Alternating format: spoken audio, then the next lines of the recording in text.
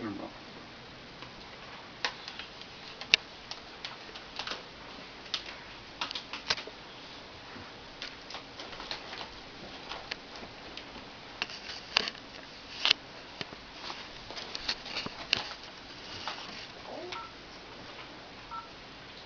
My name is Brittany Satterfield, and I'm going to be speaking to you about a man I believe deserves a great deal of recognition for his work, although it is not always widely accepted.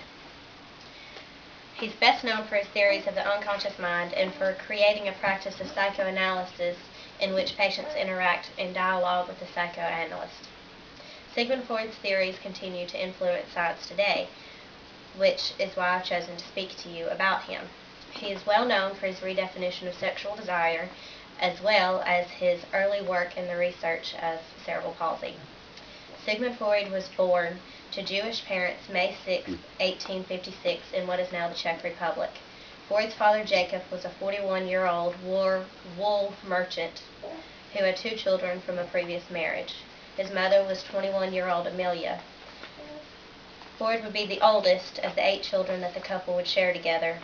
His parents always favored him over his brothers and sisters, making sure that he had the best school and the best clothes, and they always thought he was the smartest of all the children. Even after his father lost his job due to an economic crisis and had to move the family to Vienna, they made sure that Freud was enrolled in a very prominent high school, in which he graduated from in 1873 and received several honors. After his graduation, he joined the medical faculty at the University of Vienna, where he studied under Darwinist Professor Karl Claus. While studying at the university, Freud was sent to an Austrian zoological research station in search of being able to solve the mystery of eels. No one before him had been able to find the sexual organs in the male eel. And after Freud had spent 6 weeks there and done several dissections and was still unable to find the male sexual organs, he became very frustrated with not being able to solve a mystery that would cause him a great deal of fame, so he changed his course of study. And in 1874, he was influenced by Ernst Wilhelm Bruch. He adopted the theory of psychodynamics from him. This would be the starting point of Freud's dynamic psychology of the mind in the relation to the unconscious. In 1886, Sigmund Freud opened his own medical practice and was then married to Martha Bernays. At the time, Freud was moved away from hypnosis as treatment of his patients and started what he called the talking cure, which was when the patients interacted in dialogue with Freud as their analyst. Along with switching methods, he became an early researcher of cerebral palsy at this time. He published several medical papers on the subject, of which he showed that cerebral palsy actually existed before any other researchers had noticed it and started to document it. He actually even suggested that William Little, which was the man that first discovered cerebral palsy and started to make papers about it, was wrong in what he believed was the cause of cerebral palsy.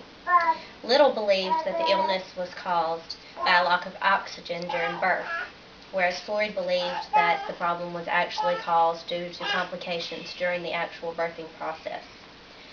One of Freud's first theories is one that helped him get some of the negative attention he still receives even today. He recommended cocaine as treatment for several mental disorders. He then began to treat one of his friends, who was very close to him, and after several prescriptions of cocaine to help solve his problems, not only did the subject not get any better, but he went into cocaine psychosis and then died.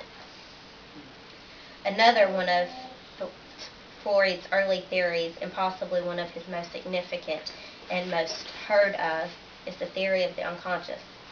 This theory was not to uncover the unconscious mind, but to study it. And his way of studying the unconscious mind was what he called the royal road to the unconscious, in other words, your dreams. He also believed that people repressed problems and that their problems came out in their dreams, and that their problems would come out in their conversations with a psychoanalyst. He believed that people repressed them unconsciously and did not even know that they had the memories hidden there until it came about in one of their sessions. Sigmund Freud was also known for his thoughts on sexuality. Many people believe that his in-depth research and a kind of obsession with the sexuality part of psychology came from his first experience of not being able to find the sexual organs of the male eel. He believed that people desired incest and just repressed it because it was socially unacceptable. He used Oedipus complex to demonstrate this desire, and this is a complex in which a child becomes fixated on their mother as a sexual being, and they become either jealous of their father or hate their father. This is one of the theories that has earned him a great deal of criticism today. Later in life, Freud developed another theory that humans are driven by two conflicting drives. One drive is the life drive, which includes the creative and life-producing drives. The other is the death drive, which is the want of a person to have that state of calm that you receive when you die. Freud received this calm in 1939 after Nazi Germany annexed Austria, causing a violent outburst, and Freud moved his family to London. While in London, Freud had to undergo over 30 surgeries due to lung cancers that he developed due to heavy cigar smoking. In September of 1939, he asked a friend of his who was a doctor to assist him in suicide. His friend administered 3 doses of morphine over several hours, but they were very strong doses, and they resulted in Freud's death. Freud's theories have always been very controversial, even today, and many people strongly disagree with some of his theories, while many others strongly agree. But there's very little middle ground between the people who agree and disagree. They either like him or they don't. However, no matter which side you are on, I think everyone should be able to agree that Freud has had a great impact on today's psychological world. His book, The Interpretation of Dreams, is still used in many psychology classes today. I know my high school psychology class, we researched his book, The Interpretation of Dreams, and did a paper on it. This is part of why I chose him to speak about today, because I think he is someone who has a great impact, even if it's a negative one, but very people actually give him the credit for what he deserves. Thank you. Very good. Very good.